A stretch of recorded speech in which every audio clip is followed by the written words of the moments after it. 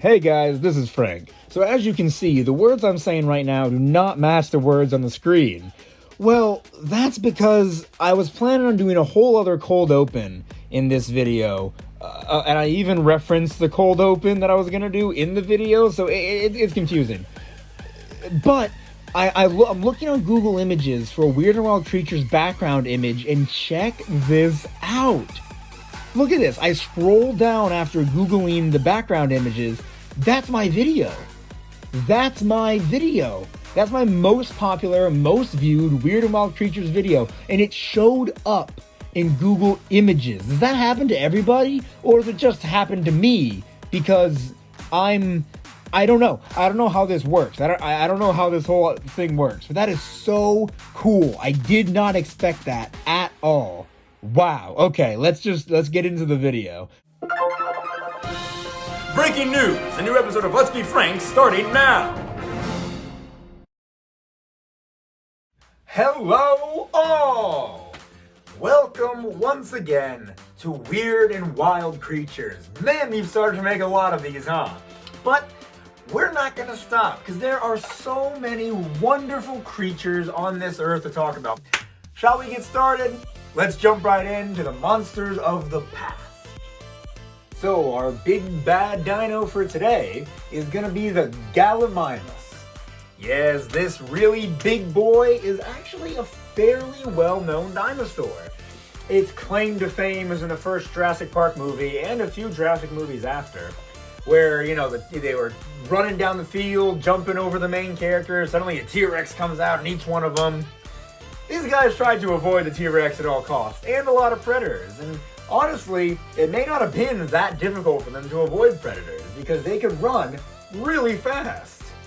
Yeah, it could get up to speeds of about 60 miles per hour, which is about as fast as a cheetah. And I don't know this for certain, the card doesn't say this or anything, but like a cheetah's got that burst of speed where it darts off, but then it has to slow down after a little bit, or its heart's gonna beat too fast or something like that. It's gonna like cook itself with all the energy it's exerting. The Gallimimus may not have even had that problem at all. It could have probably just gone and gone and gone for a lot longer. This big guy was 18 feet long, 10 feet high, and weighed up to 550 pounds. That's pretty crazy. It's not like some of the really big dinosaurs like the T-Rex or the Gigantosaurus, whatever. We've been over my pronunciation of its name in the last video. But it's still pretty big. You wouldn't have to worry about this guy eating you though. He was an omnivore, but when he wasn't eating the leaves off of trees and whatnot, he was eating insects or small lizards. As is the case for a lot of dinosaurs, surprisingly, its arms, although long enough to reach out and grab something, well, they only had like the 3 clawed fingers, and they really weren't too good at grabbing stuff, so I'm sure they were just kind of there for balance reasons, or maybe they were completely useless. If you can't grab anything with your hands, what's the point of having arms? Speaking of its eating habits a couple of beats ago, this was also one of those crafty dinosaurs that stole eggs from nests. Yeah, kind of underhanded, but if the mama wasn't guarding her eggs, Gallimimus would slip right in and have some dinner. And that's about it for the Gallimimus. Pretty cool dinosaur, but not a ton to say. But that's okay. We spent a lot of time talking about all kinds of dinosaurs in the last Weird and Wild Creatures video, which I would recommend you watch after this one. I also give an in-depth review of Jurassic World Dominion, which had just come out around that time. So check that video out after this one. But for now, we're gonna move on to the nightmares of nature. Today's nightmare is a creature we're all very familiar with. We're actually diving under the water a little sooner than usual. We're talking about the Piranha. Yeah, I told you you'd know exactly what this guy was. Sorry guys, a lot of times, I like to read this, I've said this probably before 100 times. I like to read these cards like as I'm doing the video so I can like react to stuff with you guys. I did not know this. Piranha's length can get up to 2 feet long? What? I feel like in fiction, whenever you see them, they're only like this big. I thought they were like relatively small fish. 2 feet long. Okay, well, see, I should have read just a little bit further. 1 foot on average. So the average, instead of being like this long, is probably closer to this. So, you know. And they weigh up to about 4.5 pounds. Now that seems absolutely normal. These guys will eat pretty much anything. They'll eat mammals, they'll eat birds, and they'll even eat fish. And yes, that does include other piranhas. I'm not a big fan of cannibalism. Honestly, I don't know anyone who is. I hope I never meet somebody who is. But where was I going with that? You see, I took too many long pauses, lost my train of thought. Good job, Frank. So, in your mind, imagine a zipper. You know how when you zip it up, all the little teeth intertwine like that? That is what the piranha's teeth do. They are razor sharp. And since they go in like this, it is like a perfect, you know, one of those like giant paper cutters? It's like that. They clench down, whatever was in between, boom, bisected, instantly apart. That's why these piranhas can rip and tear through flesh. So, I say rip and tear so much in these videos, I should just play Doom Eternal already. Anyway, these guys can tear apart flesh for a reason. They've got the teeth for it. So these guys are crazy, like literally freaking crazy. During a feeding frenzy, when all these piranhas are attacking the same thing, if a fish gets riled up enough, it may accidentally bite a piranha that's next to it. I already mentioned they can eat their own kind. But they can accidentally bite the one next to them, and that starts a fight. Then all the piranhas are just going after each other. These guys are bloodthirsty. They do not care where the blood comes from. And this is rather terrifying. I'm going to read this directly from the card. Piranhas will definitely attack people.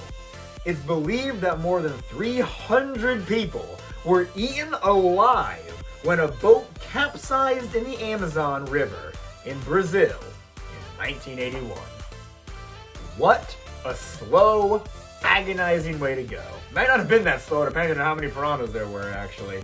So by this point, we flipped the card around, and I'm going to kind of step out of the way for a second so you can see this horrible sight of a poor capybara being torn apart by piranhas. He's screaming in agony. There's blood everywhere. And just look at this. This is a real piranha up here. Look at those teeth. Those are some seriously sharp teeth.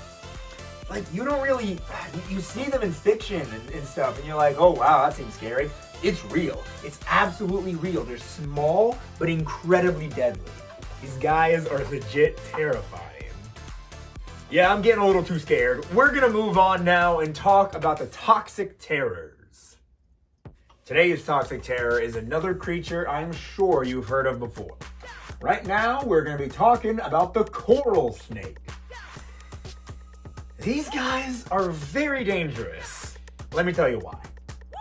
So first of all, they're just all over the place.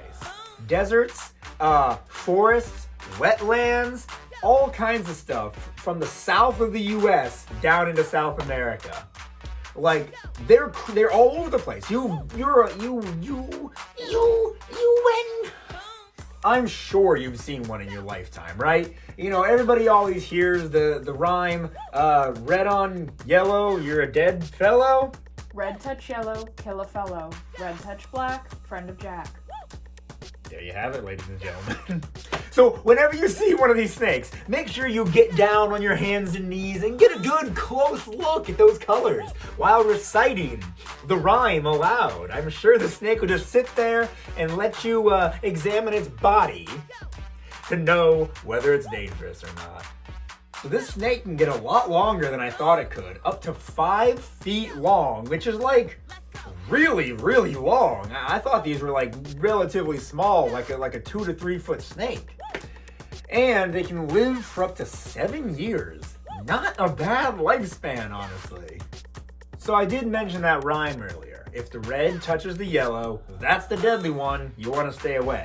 And if the red touches the black, well, you're a friend of Jack. But that's just, you know, they needed to make it rhyme to make it more memorable. But there are a lot of snakes out there that try to mimic the coral snake's colors to confuse predators. if it is like a red on black pattern snake, it'll rear up and hiss and bare its teeth and everything to let the predator know that if it bites them, it'll inject them with poison, even though it can't do that. It's just trying to fake it till it makes it, you know? Makes it back to safety, that is. Also, one more quick thing about this guy. Obviously, don't be stupid. Don't go to pick them up. They're poisonous. But, you know, one more really good reason that you don't want to pick these guys up. Their head looks a lot like their tail. And it's very hard to determine which is which. So if you think you're like about to grab the back of its neck, you know, that's what you do to snakes so they can't bite you, you may end up grabbing its tail if you're not careful. And then it can reach around, bite your hand, and you may be dead soon. Don't touch snakes, especially if they're poisonous. You know what, if it's not poisonous, go ahead and touch it. I give you full permission. If they're poisonous, don't touch them. Now that we're done talking about poisonous snakes, let's move on to the monsters of the deep. So we've gone over a couple of creatures I'm sure you've heard of before, but this one might be a little bit more rare. Maybe it flew under the radar, if you will. Today we're talking about the angel shark. This has gotta be the flattest shark there is. A little side note, I don't want to take a lot of your time before we talk about this guy. A lot of times, I want to sit on the opposite side of the card that, you know, the animal's head is on, so I'm not like blocking their head or anything. Today's video worked out in a way, I did not plan this, to where I can stay on this side the whole time and block and not block the head, you know, at least the least amount I can. There's going to be a couple things we're talking about today that's like directly center, so what are you going to do? But I don't know, I just found that interesting. Hopefully you did too. So there are a lot of creatures like the angel shark, you know. They're super flat. They like to hide under the sand slightly, and when something just crosses over them, they ambush them and grab them in their mouth. Little bitty fish doesn't even know what happened. This guy, however, is so good at doing that, it earned the nickname Angel of Death. That's metal, boys. Even though its teeth are small, it has multiple rows of them. So as soon as a small fish or creature gets trapped in its jaws, the more it struggles, the more it impales itself as it's being eaten. So there's no escaping it. As if this shark didn't have enough reasons to earn itself the name Angel. Its fins look very much like wings when it's gliding through the water, finding a good place to settle down beneath the sand. So just another reason this guy earned the nickname Angel Shark. So the angel shark isn't just an ambush hunter. During the night, it actually scours the ocean floor for crabs and lobsters, using the barbels that come off of its mouth to feel around and see if it senses some movement. So he's a jack of all trades, or at least he's a jack of two trades. So back in the day, angel shark skin was actually used as sandpaper, and some would say that its meat could actually cure itching. Now, of course, I don't know if I really believe that. But now I do want to know how this guy tastes. I'm gonna be honest. So if you're ever out there scuba diving, try not to just run your hand along the ocean floor, because there could be an angel shark out there waiting for you. Which, now that I say that, I gotta tell you where this guy lives. Shallow waters near the coasts of all continents except Antarctica. Wow, this guy's common. Okay. And it can get up to 6 feet long and weigh up to 180 pounds. That's really big. I would have guessed like 4 feet or something like that. Hey, the more you know. All right, time to move on and talk about the tiny terrors. All right, so I'm gonna be honest. A lot of times I have trouble picking which tiny terror to talk about because I don't think a lot of them are super interesting. Now, don't get me wrong. A lot of them are really cool, but out of all the different categories, the tiny terrors interest me the least. However, this guy we're talking about today, this one's awesome. He looks so cool. We are talking about armored ground crickets, and they look awesome. So it's true, these guys are really tiny. They get up to only 2.5 inches long. I believe these things are like 4 or 5 inches long, like as big as a locust or something, you know? But no, they're really small dudes. And there's a lot of them too. After a really heavy rain, all of the, like hundreds of these like armored crickets will hop out to eat the new grass that's been starting to grow lately. Well, a lot of times, they'll be on roads, you know, crossing the road to get some new grass, and Jeeps will just run them right over, crushing a bunch of crickets as they go. But honestly, that's okay, because these crickets are also okay with cannibalism, and they'll just eat their newly dead friends, cutting and slicing around all the armor. Well, at that point, there's no armor to slice around, all the guts are just pouring out, and they'll have themselves a nice feast. They can be found everywhere in Africa except for the Sahara, and they mostly eat insects and plants. So yeah, obviously they have their super strong armor on them, but they have a lot more tricks up their sleeves. They're biters, they have a powerful kick, and if some predator does manage to get one of these guys in their mouths, they can secrete a fluid that makes the predator gag. So they are custom built for dealing with predators. It's like you're playing one of those games where you gotta like trick out your car to keep hitting new and farther destinations and everything. We got the armor buffs. We got the attack buffs. We got magic buffs. Maybe this is more like D&D. This guy min-maxed and he got the smallest possible size, but he got big buffs everywhere else. So believe it or not, the males do have wings. But remember that min-maxing Dungeons & Dragons reference I just made earlier? Yeah, the wings are completely useless. They sacrifice that for all the other cool stuff.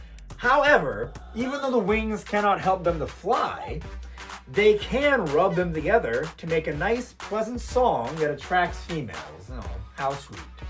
I mean, look at these guys. Like the card got them down to a T. They just look really freaking cool. But I think for now, we're done talking about the tiny terrors, and we're gonna move on now to the strange wonders. Ah, dang it. I do have to move my stool over for this one. I lied to you all. Okay, here we go. Today's strange wonder, we are going to be talking about the Dugong. Yep, it's real. It's not just a Pokemon. In fact, it looks nothing like the Pokemon. But for some reason, the Pokemon Company chose to just give Dugong the name Dugong of a real animal. They just spelled it differently. This is more proof that Gen 1 is one of the most uncreative generations. But I'm talking about Pokemon in a Weird and Wild Creatures video. I need to stay on track here. The Dugong. So these guys are pretty big. They can get up to 13 feet long and weigh about 2,000 pounds. And they can live for like 50 years. So not bad at all. These big sea cows ain't doing too bad. I say that actually, I don't know if they're endangered. Katrina, fact check me. Are they endangered? They're considered vulnerable. Okay, so that's not too bad. I guess I shouldn't say they're doing super well, but I mean, it could be worse. Are manatees endangered? So despite them not having like proper ears, dugongs can hear super well. They can hear the faintest sound even from 300 feet away, and will make a whistling sound to alert other dugongs around them of danger, which I think is pretty neat. Good for you, buddy. So the dugongs spend their day doing mostly eating, and they eat mostly seagrasses, and they can eat up to 220 pounds a day. No wonder these guys are so rotund. Did you just look up a fact? Do you have a fact? Well, a good dugong fact? Dugongs are very closely related to manatees. They're actually cousins, and they come from the same taxonomic order, Sirenia. Yeah, I believe it. The only difference is the shape of their tails. Manatees are flat, rounded tails. Yeah. Dugongs are two lobes that join in the middle. Like a whale. A little bit. Oh, wow. Wow, that's like the only difference, huh? I've always wondered what the differences were. I guess it's literally just in the tail. They are not the same animal, but they are very closely related. How sweet. It's fun. Actually, it's funny you say that. I just was reading the card, and it said that Dugong is actually more closely related to elephants than it is any other sea creature. That blows my mind, dude. We expect, like, when manatees exist? Yeah, but that's all I have to say about these big boys. But now it's everybody's favorite time. Monsters of the Mind time. Okay, I am not exaggerating. This Monster of the Mind is probably one of the most brutal ones yet. We're talking about a card I don't even own. The Grendel. Looks a little goofy, doesn't he? No, let me tell you about the Grendel. So the Grendel is a creature from a poem written during early Middle Ages Europe, you know? The Grendel was a human-like monster that had a hunger for human flesh. And whenever there was a big gathering in the king's court, he would always burst in and grab people with his giant hands and their long fingernails. He would grab them, impale them, and put them in his mouth to chomp down on their bodies. This guy is truly a monster. The textbook definition of a monster.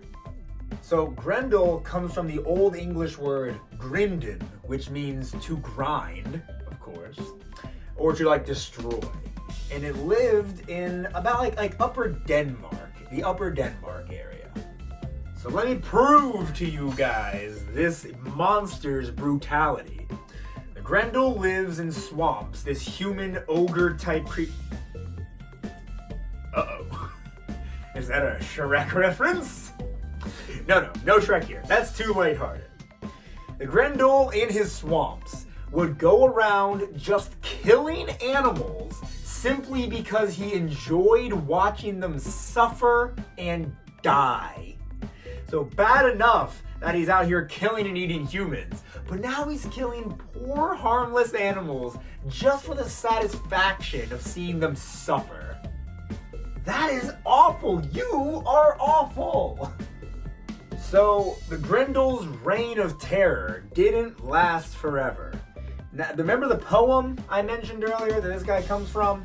The name of the poem is the name of the hero who defeated him, Beowulf.